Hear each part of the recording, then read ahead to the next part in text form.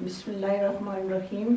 अस्सलाम वालेकुम दोस्तों, आज हम आपको पढ़ाएंगे वोकेबलरी। ये वो वोकेबलरी है कि जिसे लाइव वोकेबलरी कहते हैं, यानी ये वर्ड्स जो हैं ये लाइव वर्ड्स हैं, हमारी डेली कन्वर्सेशन में यूज़ होते हैं और हम इनको डेड वर्ड्स नहीं कह सकते।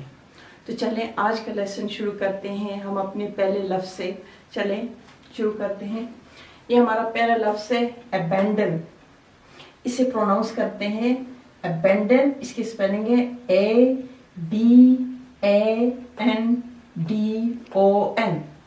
Abandon, abandon. और इसकी ग्रामेटिकल पोजीशन है वर्ब। चलिए हम आपको इसके मीनिंग उर्दू में भी बताएंगे और इंग्लिश में भी। तो इंग्लिश में इसके मीनिंग है डिसर्ट, क्विट या लीव, यानी कोई चीज़ छोड़ देना, किसी चीज़ को तर्क कर देना। और उर्दू में हम इसे इस तरह लिखते हैं तर्क कर देना। तो हम अभी इसका पहला जुमला बनाएंगे। यह है when Roy abandoned his family, the police went looking for him। तो यहाँ पे रॉय को जो मैंने अंडरलाइन किया है, तो इसको मैंने इसलिए अंडरलाइन किया है और ये मैंने कैपिटल लेटर से इसलिए शुरू किया है कि ये प्रॉपर नाउन है। किसी भी प्रॉपर चीज़ को हमेशा जो है वो कैपिटल लेटर से स्टार्ट करते हैं। चलिए अब हम आते हैं इसके मीनिंग की तरफ। When Roy abandoned his family, the police went looking for him। जब रॉय ने अपनी फैमिली को छोड़ दिया, उसने अपनी फैमिली को क्विट कर दिया, तो police went out for searching him. तो पुलिस जो है उसे ढूंढने के लिए निकल पड़ी। यानी रॉय ने अपनी फैमिली को छोड़ दिया तो पुलिस उसे ढूंढने के लिए निकल पड़ी। अब ये सेकंड जुमला है। अब हम इस अबैंडन को इस तरह भी यूज कर सकते हैं। The soldiers could not abandon his friends who were hurt in the battle. कि सोल्जर जो है वो अपने साथियों को न छोड़ सका जो कि मैदान जंग में जख्मी हो गए थे। यहाँ मैंने कुड नॉट के साथ अबैंडन को इसलिए रेड लाइन से शो किया है कि हमें ये सिखाया गया है कि एक जुमले में हम दो फॉर्म्स नहीं यूज कर सकते। यानी कुड नॉट के साथ हम अबैंडन नहीं यूज कर सकते। यानी फर्स्ट फॉर्म के साथ हमेशा we always put first form of verb, and in one sentence we can not use two second forms. Soldiers could not abandon his friends. सिपाही अपने साथियों को न छोड़ सका। Who were badly injured in the battlefield. अब third sentence है abandon का। Because Rose was poor she had to abandon her idea of going to school.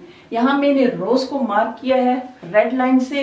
यानी रोज जो है ये प्रॉपर नाउन है, and proper nouns are always started with capital words.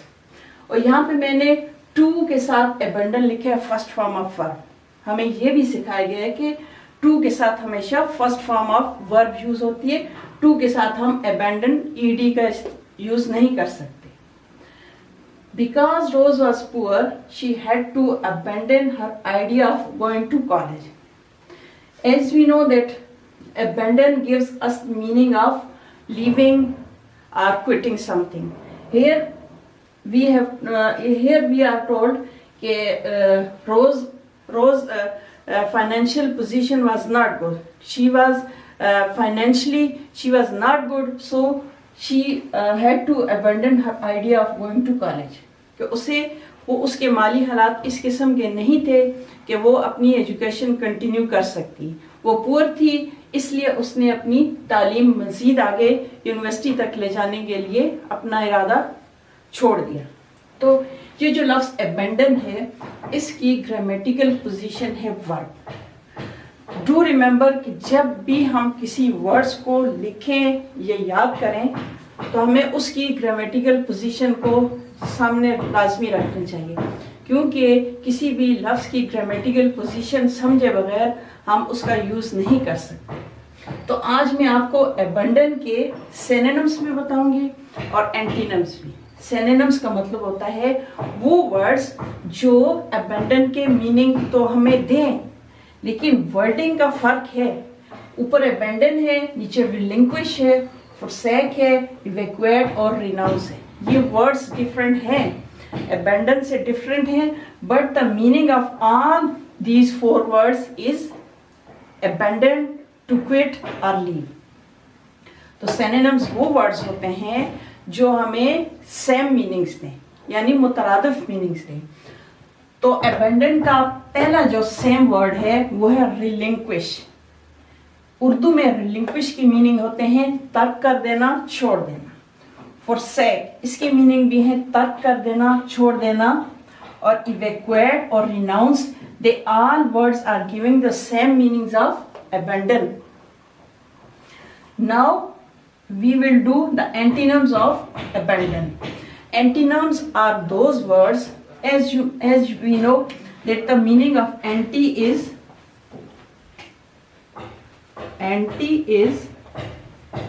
opposite. Opposite or enemy. तो यहाँ पे एंटीनम्स वो लफ्ज हैं जो हमें अबेंडन के मुतजाद वर्ड्स देंगे।